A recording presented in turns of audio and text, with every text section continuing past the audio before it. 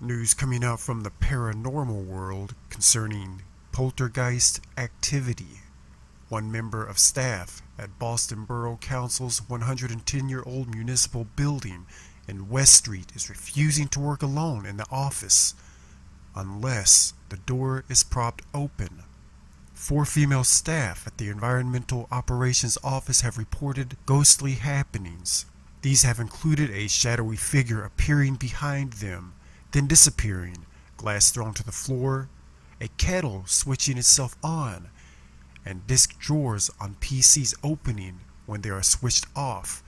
Staff in the adjoining building control office heard Kaylee scream when she turned from making herself a cup of coffee to be confronted by a shadowy figure which was standing behind her. She had been alone in the office at that time.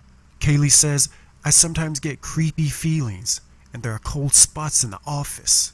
She continues, "I turned from the fridge after making a coffee, and in front of me was this dark figure. I screamed, and it just disappeared." She continues, "The office is often really cold, even though we have good heating.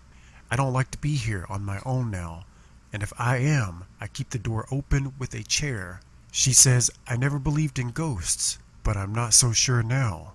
Colleague Emma Butler said her computer desk drawer had popped open even when the machine had been switched off, and she said a glass which had been placed well away from the edge of the fridge had smashed to the ground.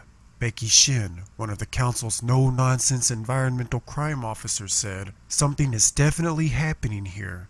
One day the beam supporting one of the strip lights began to creak, and we could see it moving.